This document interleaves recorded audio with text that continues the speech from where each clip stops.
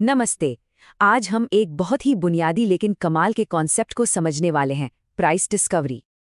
अच्छा, कभी ये सोचा है कि किसी भी चीज की कीमत, चाहे वो सब्जी हो या कोई स्टॉक, वो असल में आती कहाँ से है? कौन तय करता है उसे? सच तो ये है कि कोई एक इंसान या कोई एक संस्था इसे तय नहीं करती। ये तो खुद ब खुद उभर कर सामने आती है। जी हाँ, चलिए इसी जादू को समझते हैं। तो आखिर ये प्राइस डिस्कवरी है क्या? इससे हम वो एक आसान सा लेकिन बहुत ही ताकतवर नियम कह सकते हैं जो असल में पूरे बाजार को चलाता है। सीधी सी भाषा में प्राइस डिस्कवरी वो प्रोसेस है जिससे बाजार खुद पता लगाता है कि किसी चीज़ की सही कीमत क्या होनी चाहिए। और ये होता कैसे है? खरीदारों और विक्रेताओं के बीच लगातार होने वाले लेन देन और मोल भाव से। तो सबसे ज़रूरी बात, ये एक प्रोसेस है, कोई ऊपर से आया हुआ फरमान नहीं। इसे समझने का सबसे अच्छा तरीका है बाजार की रस्साकशी। ये एक ऐसा उदाहरण है जो इस मुश्किल से लगने वाले आइडिया को बिल्कुल आसान बना देगा। चलिए एक पल के लिए आम के एक बाजार की कल्पना करते हैं, वही जो हमारे आसपास लगता है। अब देखिए वहाँ क्या हो रहा है। एक खरीदार आता है और 60 रुपए का ऑफर देता है, लेकिन बेचने वाला 90 रुपए मांगता है। ये सुनकर शायद एक और खरीदार, जिसे दाम ज्यादा लगा, वो वहां से चला जाता है। थोड़ी बातचीत, थोड़ा मोल भाव होता है और आखिरकार 80 रुपए पर सौदा पक्का हो जाता है। बस यही 80 रुपए डिस्कवर्ड प्राइस है, वो कीमत जिस पर खरीदार और बेचने वाला दोनों राजी हो। ये बिल्कुल एक रस्साकशी के खेल जैसा है ना?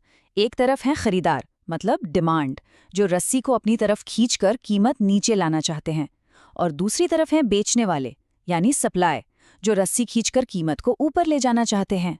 और कीमत वही आकर रुकती है जहां इन दोनों ताकतों के बीच एक बैलेंस बन जाता है। अच्छा, ये तो हुआ एक आसान उदाहरण, पर चलिए अब देखते हैं कि असल में ये पूरी मशीन काम कैसे करती है। इसके 5 बहुत ज़रूरी स्टेप्स हैं। लेकिन उन स्टेप्स पर जाने से पहले एक बात याद रखनी बहुत ज़रूरी है। बाजार में सिर्फ एक्शन की गिनती होती है, राय और ख्यालों की नहीं। तो ये पूरा प्रोसेस एक लूप की तरह काम करता है। स्टेप 1, सबसे पहले लोगों की एक राय बनती है, जैसे अरे ये स्टॉक तो सस्ता लग रहा है। स्टेप 2, फिर ये सिर्फ एक ख्याल नहीं रहता, ये एक एक्शन में बदल जाता है। लोग खरीदने या बेचने का ऑर्डर डालते हैं। स्टेप 3, अब बाजार में ये सारे ऑर्डर्स एक दूसरे से मुकाबला करते हैं। स्टेप 4, जैसे ही कोई सौदा होता है, वो कीमत बाजार के लिए एक नया सिग्नल बन जाती है। और स्टेप 5, ये लूप, ये कभी रुकता नहीं, ये लगातार चलता रहता है और हर नए सौदे के साथ कीमत थोड़ी ऊपर नीचे होती रहती है। चलिए अब देखते हैं कि प्राइस डिस्कवरी असल जिंदगी में कहाँ-कहाँ दिखती है। और सच बताऊं तो ये हर रोज हर जगह हमारे आसपास हो रही है। जैसे कि रियल एस्टेट में देखिए, कोई महंगा फ्लैट महीनों तक नहीं बिकता जब तक उसकी कीमत कम न की जाए।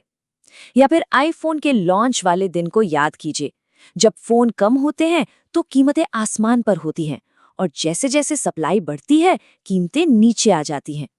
और स्टॉक मार्केट तो इसका सबसे बड़ा उदाहरण है, जहां किसी कंपनी के रिजल्ट आते ही स्टॉक की कीमत सभी लोगों की मिली जुली राय को दिखाने लगती है। यहाँ एक सवाल उठता है जो अक्सर लोगों को कंफ्यूज करता है। क्या प्राइस डिस्कवरी और वैल्यूएशन ये दोनों एक ही चीज है? इसका जवाब है बिल्कुल नहीं। देखिए, वैल्यूएशन वो है जो किसी को लगता है कि किसी चीज की कीमत होनी चाहिए। ये एक निजी सोच है, जबकि प्राइस डिस्कवरी वो कीमत है जिस पर पूरा बाजार सहमत होता है। वो बाजार की हकीकत है। एक है आपकी पर्सनल एक्सेल फाइल और दूसरा है वो कीमत जो स्क्रीन पर सबके लिए ट्रेड हो रही है। तो एक बात हमेशा याद रखिएगा, बाजार को किसी की पर्सनल एक्सेल फाइल से कोई फर्क नहीं पड़ता। तो अब सवाल ये है कि ये कॉन्सेप्ट इतना जरूरी क्यों है? क्योंकि एक अकेले नंबर में, उस एक कीमत में एक जबरदस्त ताकत छिपी होती है। आप प्राइस डिस्कवरी को एक डेटा कंप्रेशन मशीन की तरह सोच सकते हैं।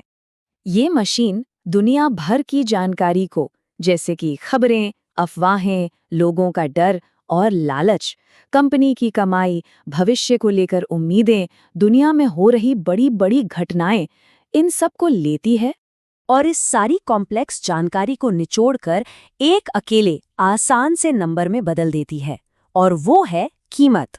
चलिए जाते जाते एक सवाल पे सोचते हैं। मान लीजिए अगर कल सुबह हम सब उठें और अचानक सब लोग ये मानने लगें कि सोना तो बेकार है, तो सोने की कीमत का क्या होगा? उसकी कीमत धड़ाम से गिर जाएगी। इससे कोई फर्क नहीं पड़ेगा कि उसका इतिहास कितना सुनहरा रहा है। क्यों?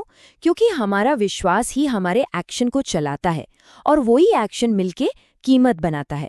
तो अगर इस पूरी बातचीत से एक बात याद रखनी हो तो वो ये है, कीमत वो नहीं है जो किसी चीज की असल वैल्यू है। कीमत तो बस वो है जिस पर पूरा बाजार ठीक अभी इसी पल सहमत है।